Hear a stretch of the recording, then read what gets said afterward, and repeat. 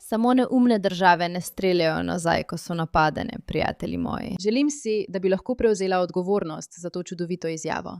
Vendar je to v resnici dejanski citat Marka Rubija, ki govori o tem, kaj naj država naredi, ko jo napade Iran. On je govoril posebej o ladjah v Hormuški ožini, a zdaj govorimo o zadnjih novicah, da je Iran neposredno napadel Izrael zaradi dejanj Izraela.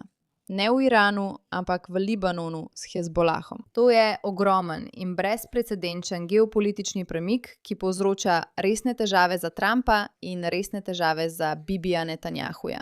Moramo vse to podrobno razčleniti, ker je vprašanje, kako bo Izrael odgovoril, kaj bo naredil Trump, kaj to pomeni za pogajanja o premirju ali za mirovni dogovor, ki naj bi bil kmalu. Zelo pomembno. Toda najprej in predvsem je najpomembneje razumeti, da gre za preizkus. Iransko ljudstvo zelo pozorno spremlja dogajanje. In tako Trump kot Netanjahu se bosta morala s tem spopasti z vsem geopolitičnim znanjem, za katerega vemo, da ga ta dvojica ima. Ali to pomeni, da bosta na koncu drug proti drugemu? Ali bosta tiho ustvarjala takšno podobo, kot jo pogosto naredita tik preden dejansko načrtujeta velik vojaški napad na Iran? Torej vtis pomanjkanja usklajenosti. In nekako spustita v medije informacijo, da ima res ne gre dobro. Potem pa se zgodi nekaj velikega. Je to načrt? Vse bomo podrobno razčlenili. Najprej pa nekaj besed Marca Rubija samega, da vse spomnim na kontekst, ker se mi zdi, da veliko ljudi na to pogosto pozabi. Pozabijo na dejstvo, da balistične rakete dežujejo po državi. Zdaj si predstavljajte, da hodite po supermarketu v New Yorku in balistična raketa iz Mehike zadene vašo sosesko. In vaš supermarket se je porušil, zgorel je. Kako bi Amerika odgovorila na Kitajska?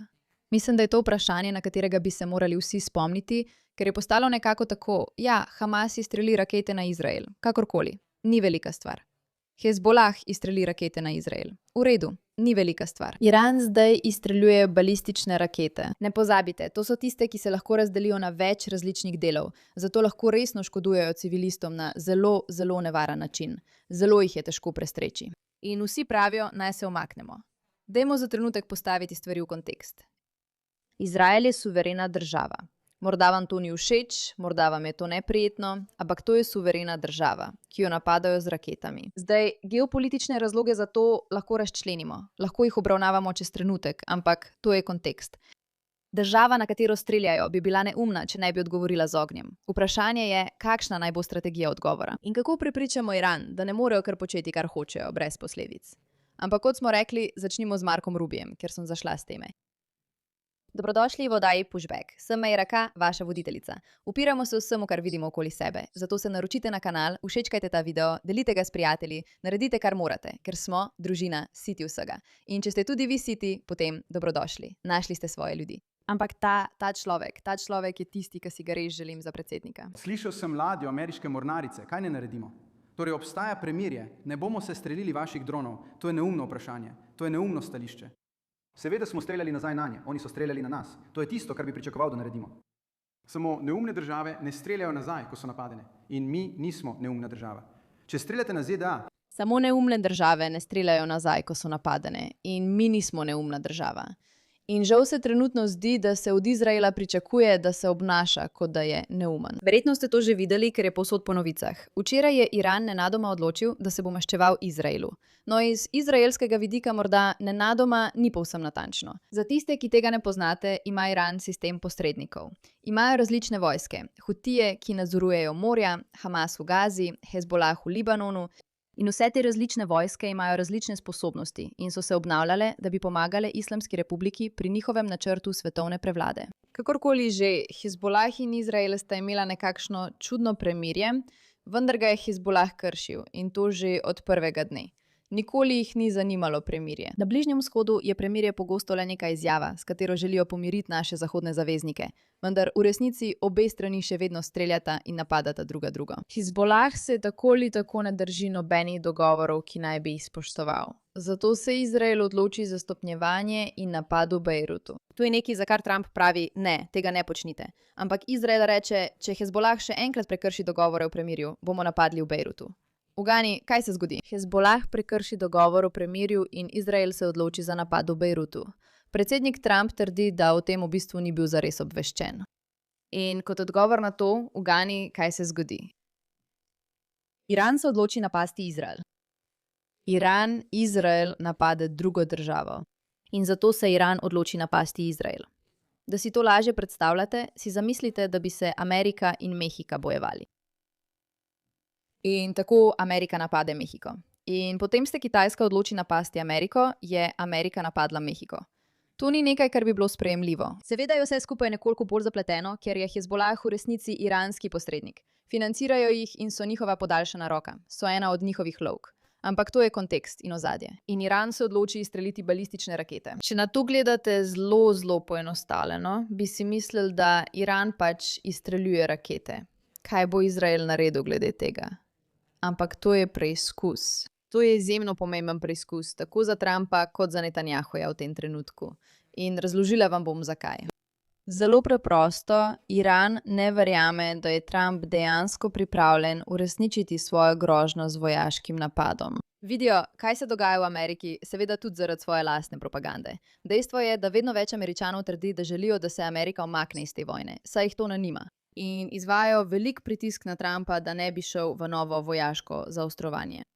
Pri pogajalski mizi nikoli ne želiš biti v položaju, ko oseba, s katero se pogajaš, ugotovi, da moraš ta dogovor podpisati za vsako ceno in da so tvoje grožnje prazne. To Iran trenutno preizkuša. Ali ima Amerika dejansko zmogljivosti in interes, da nas resnično napade vojaško? Ali so to vse le prazne grožnje? Ker se jim zdi, da gre za veliko praznih groženj. Pravzaprav se vsem na Bližnjem vzhodu zdi, da Donald Trump trenutno uporablja retoriko praznih groženj. Veste, govorijo, da bodo napadli, a na koncu dneva dejansko poskušajo narediti vse, da bi se napadu izognili. Tako se zdi. In zato se Iranci sprašujejo, veste kaj, kako daleč lahko to potisnemo? Če niste seznanjeni s tem, kako deluje iranska strategija, si oglejte Mera Amir Kešo na JNS TV, kjer o tem precej obširno govorimo. Ampak če zelo poenostavim, je iranska metoda preživetje. Ne želijo zmagati, želijo samo preživeti. In zato so ustvarili posrednike povsod, tako da če eden umre, lahko nekaj drugega ponovno zgradi. Ampak celotna njihova infrastruktura je zgrajena tako, da preživi kakršenkoli napad, kakršenkoli upor, kakršnokoli politično pretrese. Spet, ne zato, da bi zmagali, ne zato, da bi bili neverjetni, ampak samo zato, da preživijo, da lahko še naprej gradijo. Kar vidijo zdaj je, da razumejo, da bodo morda morali podpisati dogovor z Ameriko. In to bi lahko pomenilo, da bodo morali za nekaj let ustaviti gradnjo tega svetovnega imperija, da bi, veste, uvedli šeriatsko pravo povsod. Zato upajo, da njihovi mali posredniki na različnih krajih ali veliki posredniki ne bodo izginili. Tudi vidijo, da Izrael resno napada Hezbolah in je dejansko sposoben povzročiti Hezbolahu dovolj škode, da bi jim lahko resno onemogočil delovanje. Česar pa oni nočejo. Zato so prišli z novo zahtevo za pogajanje o premirju. Pristali bomo na premirje, dokler Hezbolaha pod nobenim pogojem ne bo dovoljeno napadati. Zdaj, dejstvo, da bi ZDA in Iran posredovali pri dogovoru, ki od Izraela zahteva določene vojaške aktivnosti, je samo po sebi zanimivo. Saj se spomnite, da to ni mirovni sporazum med Izraelom in Iranom. To so pogajanja, da bi poskušali prepričati Iran, naj odstopi od jedrskega orožja. Torej, Iran v bistvu pravi, da se mora Izrael umakniti. Ampak Izrael ni zainteresiran, da bi se umaknil od Hezbolaha, zato jih še naprej napadajo, medtem ko Hezbolah še naprej napada Izrael. Vse to je zapleten način, da povem, da je Iran včeraj naredil nekaj povsem brez primere in poskušal pritisniti na gumb ter preveriti, ali lahko gredo tako daleč, kot želijo. Ali lahko napademo Izrael in to naredimo za novo normalnost. Tako kot Hamas izstreljuje rakete, tako kot Hezbolah izstreljuje rakete, mi bomo izstrelili balistične rakete. In Amerika Izraelu v resnici ne bo dovolila, da bi karkoli ukrenili glede tega, ker si tako zelo želi tega dogovora. Če je temu tako, vedo, da lahko ta pogajanja vlečejo, kolikor dolgo želijo in jim ni treba biti posebej zaskrbljeni. Razlog, da jim ni treba biti posebej zaskrbljeni, je, ker ima Amerika prazno grožnjo z vojaškimi operacijami. To je tisto, kar želijo razumeti. In zato je dejstvo, da je Donald Trump včeraj odgovoril tako, kot je, nekoliko problematično. Poleg dejstva, da je Barak Ravid, ki je iskreno eden najslabših izraelskih novinarjev in na več načinov izdajalec Izraela, ki samo pomaga iranski strani, objavil. Predsednik Donald Trump mi pravi, da zdaj kličem Netanjahuja in mu govorim, naj ne napade v odgovor. Donald Trump, je tako izdal izjave, v katerih je v bistvu rekel: Iran, izstrelili ste svoje rakete, sprijaznite se s tem, vrnite se za pogajalsko mizo. Mislim, da je točno to rekel. In tudi jaz odločam o vsem. On ne odloča. Netanjahu ne bo imel druge izbire, kot da sprejme iranski dogovor. Jaz odločam, jaz sprejemam vse odločitve. Bibi ne. On se odziva na to retoriko, ki smo jo videli povsod, o tem, da naj bi Bibi Netanjahu nadzoroval Ameriko, tako rekoč. A kar je najpomembneje, Izraelu je rekel ne. Tako smo zdaj v nekoliko neprijetnem položaju. Prav tako tudi Trump. A to nas pripelje do še ene stvari, o kateri moramo govoriti, in sicer o Netanjahujevem položaju v vsem tem. A preden pridemo do tega, ali sploh bo jedrski dogovor med ZDA in Iranom, in to je veliko vprašanje, ki si ga vsi zastavljajo. Seveda ljudje o tem razpravljajo na Kalshiju, ki je zdaj verjetno že znan kot največja ameriška borza za napovedi. Prenesite aplikacijo Kalshi, K-A-L-S-H-I, in uporabite kodo MIRA, da prejmete $10, ko opravite 10 poslov po $10 stavite. Svoj denar na svojo napoved. Točno to počne Kalshi. In tukaj lahko vidimo, kaj ljudje v resnici mislijo o tem dogovoru. Gre gor, gre dol. Pred decembrom, po novembru, prej itd. Ljudje niso prepričani, kaj se dogaja. Ampak, ko so se te napadi zgodili, so se možnosti za sklenitev jedrskega dogovora zmanjšale. In spet, zakaj je tako? Zelo preprosto je. To je zato, ker ljudje na Bližnjem vzhodu, še posebej Iranci, zdaj vidijo Trumpa kot nekoga, ki ni pripravljen vztrajati do konca. Tukaj se morda dogaja še nekaj, o čemer še nismo zares govorili. In to je nekaj, kar, če pogledate vzorce, kako sta Trump in Netanjahu ravnala med celotno vojno, pogosto javnosti predstavita nekakšen spor ali prepir. Tik preden napadajo ali načrtujejo velik vojaški napad. Kar pomeni, da je mogoče, kot je Trump rekel, veste, v sredo naj bi podpisali dogovor. Zdaj pa Izrael išče način, da ga prepreči. Vse to je fasada. Vse je fasada, ki omogoča.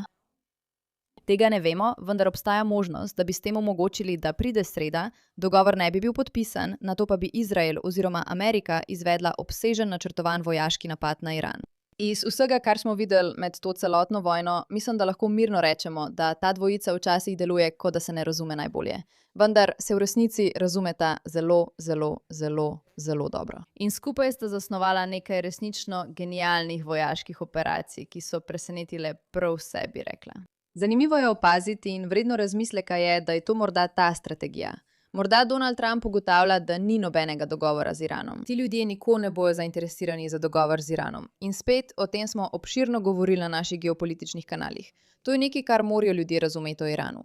Iran ni zainteresiran za podpis dogovora. Edini razlog, da bi jih to zanimalo je, če bi bili tako močno potisnjeni v kot, da bi podpisali nekaj začasnega, za kar vedo, da se lahko iz tega izvlečejo, ko Donald Trump ne bo več na oblasti. Tako da je mogoče, da Donald Trump ugotavlja, da ga na Bližnjem vzhodu ljudje gledajo nekoliko kot tarčo posmeha, kaj ne? Na Bližnjem vzhodu je veliko spoštovanja do Donalda Trumpa. Ljudje ga gledajo in si mislijo, wow, ta človek je pravi voditelj, ve, kaj počne, ni ga strah, zavzema se za vse, kar Amerika potrebuje in kar Amerika želi. Ampak trenutno dejstvo, da si tako zelo želi tega dogovora, ali saj tako to dojema javnost, ne zgleda najbolje. Izgleda, kot da je pripravljen, da ga Iran ustrahuje. Torej vprašanje je, ali oni to agendo plasirajo medijem, ker kot oba veva, tako Netanjahu kot predsednik Trump zelo dobro razumeta, kako uporabiti medije v svojo korist. Torej, ali gre vse to za manipulacijsko kampanjo, da bi, veste, Trump lahko rekel, da bi se moralo nekaj zgoditi v sredo in bla bla bla bla. Ali nakazujejo, da prihaja velik vojaški napad? Ali se to res dogaja, ali pa gre dejansko za spor med njima dvema, ker se ameriški in izraelski interesi ne ujemajo. Kar nas pripelje do vprašanja izraelskih interesov trenutno in kaj se dogaja z Netanjahujem in njegovimi odločitvami. Vidite, v Izraelu, tako kot v Združenih državah ljudje pravijo, da Izrael nadzoruje Ameriko, v Izraelu pa obstaja pripoved, da Amerika nadzoruje Izrael in ljudem to ni všeč. Ljudem ni všeč ideja, da so bili Izraelci podrejeni vojni za vojno, ki so se hitro ustavile, ker Američanom to ni bilo všeč. In rezultati, končni rezultati dejanskega uničenja islamskih skupin, ki želijo ubiti in izbrisati Izrael kot koncept in kot fizično lokacijo, se ustavijo, preden se konec dejansko zgodi. Za razliko od Amerike, kjer je to bolj vprašanje razprave in teorij zarote, v Izraelu Izraelci za to dejansko plačujejo. Ne samo s svojimi življenji, ampak tudi s svojim načinom življenja. Šole se zapirajo, letališča se zapirajo, možje so upoklicani, žene so upoklicane, vse je v kaosu. Ves čas si v zakloniščih, dogaja se ogromno stvari. In Izraelci želijo od svoje vlade, da dejansko nastopi odločno in pokaže, da se ne uklanjamo ameriškim agendam. Postavljamo izraelsko ljudstvo na prvo mesto. Zakaj je to pomembno? No, ker se v Izraelu kmalu bližajo volitve. In tako je Netanjahu trenutno v zelo neprijetnem položaju. V položaju med Ameriko in njegovim odnosom s Trumpom. In skrbi, da tega ne zapravi in ne uniči, ter se postavlja kot močna varnostna grožnja Iranu. Iran strelja na nas. Mi bomo odgovorili z ognjem in bomo odgovorili, ter se bomo ustrezno maščevali. Če to stori, si pri svojih ljudeh pridobi veliko točk, vendar tvega, da pokvari odnos z Ameriko. In to je stalna stvar, s katero se ta dva politika soočata. Njuna notranja baza, ljudje, ki jo dejansko izvolijo, kar je zelo pomembno, toda mednarodne politike in demografija, s katerimi delujeta, so prav tako pomembne za varnost sveta. Izraelci ne bodo varni, če Iran ne bo odvrnjen, vendar tudi ne bodo varni, če Izrael ne bo imel vojaške sposobnosti, da se brani, ali če se Amerika odloči prekiniti odnose. Izrael, kolikor lahko razumem, zelo intenzivno dela na tem, da se odmakne od ameriške odvisnosti, vojaško gledano. Kar je pravzaprav odlično za Izrael in grozno za Ameriko, v nasprotju s tem, kar bi vam mediji želeli prikazati. Saj Amerika, čeprav Izraelu daje veliko denarja, ves ta denar je nato prisiljen biti porabljen prav v Ameriki za nakup vojaške opreme iz Združenih držav, kar pomeni, da Izrael ne gre ven in ne postane resna konkurenca ameriški vojski, kar bi lahko postal, zaradi svojih tehnoloških sposobnosti in vojaškega znanja. Zapomnite si, Izrael je zanimiva država, ker je za razliko od drugih držav skoraj nenehno v konfliktu, kar pomeni, da preizkuša vse, vidi, kaj deluje in ima pravo bojišče za razvoj ter napredek tehnologije v precejšnji meri, kar druge države nimajo. In tako Amerika uspeva ohraniti Izrael poslušen svojim željam, tako da ga v bistvu naredi odvisnega od sebe. Torej, če bi se Izrael izmaknil te odvisnosti, to za Ameriko v mnogih pogledih ne bi bilo dobro, kar je ironično, saj si prav tega ljudje želijo v upanju, da bi bilo to bolj v prid Ameriki. Ampak ravno tu se Netanjahu trenutno nahaja, mora krmariti. Bodo ljudje v Izraelu prednostna naloga? Ali pa bo pomembnejše ohranjanje odnosa z Ameriko. Spet za dolgoročno varnost Izraela. In ko rečem dolgoročno, seveda mislim, dokler ne bo predsedovanja Trumpa konec, ker ko bo to mimo, nimamo pojma, kdo bo prevzel oblast v Združenih državah. In na koncu je lahko to nekdo, ki Izraelu sploh ni naklonjen. Zato Izrael skuša najti načine, kako postati neodvisen. Ampak prav tu sta se Izrael in Amerika znašla v zelo zapleteni situaciji. Če greste na internet in pogledate, kako ljudje govorijo o teh stvareh, je to zelo zanimivo. Iran je v nedeljo zvečer izstrelil balistične rakete proti severnemu Izraelu, kot povračilo za izraelske zračne napade na južna predmestja Bejruta, v katerih sta bila ubita 2 človeka in 11 ranjenih. Imela sem res zanimivo idejo, ko sem jo slišala od izraelske političarke, ki je v bistvu rekla: poglejte, če Iran strelja na Izrael zaradi izraelskih napadov na Libanon, to nekaj pomeni. To pomeni, da se zelo bojijo izraelskih zmogljivosti v Libanonu. Kar pomeni, da kot povračilo, namesto da bi jezili Američane z napadom na Iran in s tem morda stopnjevali konflikt v popolno vojno, kar še ni, čeprav to do neke mere že je, kajti če cela država preživi dneve v zakloniščih, kaj je to, če ne vojna? Vendar pa, zakaj preprosto ne napadete Libanona? Zakaj kot povračilo preprosto ne udarite močneje po Hezbolahu? Ker to takoj prekine iranski poskus, da bi rekli: veste kaj, mi nadzorujemo vse, kar se dogaja. Če napadete drugo državo, vas bomo zaradi tega napadli. V trenutku, ko odgovorite in rečete: v redu, ta država bo zaradi tega močno trpela posledice, jih postavite na svoje mesto. In ta strategija mi je kar všeč. Mislim, da je to pravzaprav odlična strategija. A žal me glede tega nihče ne posluša. Izraelska obramba je prestregla večino izstrelkov, o žrtvah ne poročajo. Vendar je iranska revolucionarna garda obljubila cel teden napadov, dokler Izrael ne preneha. Predsednik ZDA Donald Trump je pozval premierja Netanjahuja, naj ne odgovori z napadom in pozval Iran, naj se vrne za pogajalsko mizo, pri čemer je poudaril skoraj dokončan dogovor med ZDA in Iranom, ki ga je prekinil ta spopad.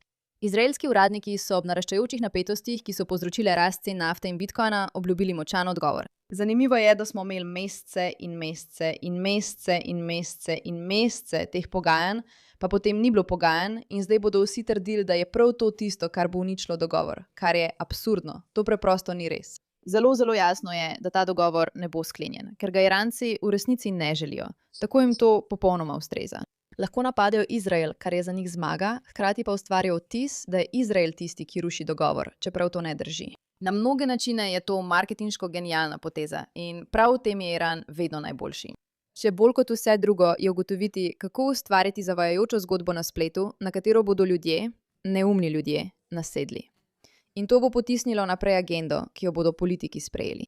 Seveda je Iran objavil to zastavo, ki prikazuje Libanon in Iran skupaj, kot da bi želeli reči, da smo tukaj v solidarnosti s Hezbolahom, kar je popolna neumnost. Ampak to ni tisto, kar se je v resnici zgodilo. Obseg tega, kar se je pravkar zgodilo, bo morda potreboval nekaj časa, da se usede. To je prvič, da je Iran napadel Izrael, potem ko je Izrael napadel ozemlje druge države, ki ni Iran. To pomeni, da so bojna črta izginila. Iransko odvračanje je bilo že vzpostavljeno v tem smislu, da je Izrael vedel, da bo vsak napad nanj deležen odgovora. Zdaj pa je Iran dokazal, da bi odgovoril tudi na izraelske napade na Libanon. To je prvič v desetletjih, da ima regionalna sila sredstva, zmogljivosti in pripravljenost uporabiti trdo silo proti izraelskim vojaškim manevrom ali agresiji proti tretji strani. Seveda to ni pristransko izraelsko stališče, ampak so to stvari, ki jih ljudje govorijo. Iran je edina država na svetu, ki je pripravljena ustaviti širitev Izraela. To je razlog, zakaj želi Izrael, da poskušamo uničiti Iran. Prav, nocoj mora Iran goreti. To je izjavil Itamar Ben-Gvir, ki je izraelski politik, milo rečeno kontroverzen. Iranova sposobnost, da zadrži izraelsko divjaško barbarstvo, je pravzaprav razlog, zakaj si Izraelci tako prizadevajo za njegovo uničenje. Ljudje torej vse skupaj predstavljajo tako, da bi Iran izpadel slab. Oni so tisti, ki se uspešno borijo proti groznemu Izraelu. Iran se zdaj sam spopada z Izraelom in Združenimi državami. Doba, ko je Amerika narekovala prihodnost naše regije, je končana. To je tisto, kar morajo ljudje razumeti. To se dogaja v Združenih državah. To je pogled, ki ga imajo ljudje na Združene države na Bližnjem vzhodu trenutno. Predsednik Trump in Netanjahu ne bosta imela druge izbire, kot da sprejmeta dogovor z Iranom. Jaz odločam. Bibi ne. Nujno. Terminske pogodbe na indeks S&P 500 so vse izgubljale, nato pa so se obrnile v zeleno, potem ko je predsednik Trump izjavil, da Izrael nima druge izbire, kot da sprejme dogovor z Iranom. V redu. Iranska revolucionarna garda pravi, da je to začetek celotnega tedna neprekinjenih napadov. Valovi raket in dronov bodo izstreljeni neprekinjeno naslednjih 7 dni, dokler sovražnik ne bo odvrnjen in ne preneha s svojimi zločini. Poglejmo, ali se bo to res zgodilo. Če je Izrael suverena država, potem mu ni treba biti združen z ameriško vojsko in sekcijo da. Moramo se zavedati, da to govori Tali Bennett. On je nekdani predsednik vlade Izraela. To je trenutek resnice. Če je Izrael suverena država, ki se je sposobna braniti, bo teden simboličnega odziva našim sovražnikom sporočil, da je bila kri naših državljanov prelita brez posledic. Zato mora Izrael ukrepati odločno in napadalno. V tej zadevi smo vsi, vsak državljan Izraela, enotni. To je resničnost. Izrael je napaden, potem ko so napadli Bejrut, potem ko je Hezbolah napadel Izrael po Iranu. Vse, kar se dogaja, je medsebojno povezano. Tukaj ni vprašanja, kaj je bilo prej, kura ali jajce. To ni vprašanje, da Izrael nenehno začenja vojne. To je napačen pogled in način gledanja na to. Izrael se nenehno brani pred manično skupino norih islamistov, ki verjamejo v svetovno prevlado. In Izrael je preizkusno območje za to zaradi njihovih prerokb, zaradi njihovih islamskih prepričanj. Je zapleteno. In o tem smo začeli razpravljati na naših geopolitičnih kanalih. Ampak tukaj smo zdaj, trenutno je Izrael odgovoril, vendar na precej simboličen način. Niso naredili ničesar velikega. Napadli so njihove sisteme zračne obrambe in izstrelitvene rampe. Na mnoge načine je to šibek odziv in to je zadnja stvar, kot si Izrael želi trenutno izgledati. Šibko. Trump izgleda šibko. Izrael izgleda šibko. Iran izgleda kot tisti, ki jim uspeva preigrati največje vojaške sile na svetu. In to je nekaj, česar se morata Izrael in Amerika zelo zavedati. Če si dejansko želite, da bi pogajanja uspela, če resnično želite odvzeti jedrsko orožje Iranu, morate izgledati in biti, vsaj videti, kot nekdo, ki je tega sposoben. In trenutno se zdi, da si obe državi želita izogniti konfliktu, kolikor je le mogoče, medtem ko je Izrael prikazan kot država, ki si vedno želi konfliktov. In če ponovno pogledate in opazujete stalno nihanje med narativi, ki hkrati zagovarjajo oboje, ki le še naprej hrani to neskončno brezno ljudi, ki nimajo razumevanja in sposobnosti za niansirano razločevanje, je pravzaprav srce parajoče. In tako bomo nadaljevali z našimi poročili o Iranu in Izraelu, saj se razmere zaostrujejo. Bosta Trump in Netanjahu začela večjo vojaško operacijo? Je bilo vse tole pretveza ali gre za pravi konflikt? Še vedno ni jasno. Kako bo Izrael odgovoril? Kako bo Iran odgovoril? Kaj se bo zgodilo? Bo prišlo do mirovnega dogovora? Mislim, da ne, ampak bomo videli. V redu. Hvala za vašo pozornost glede te zadeve.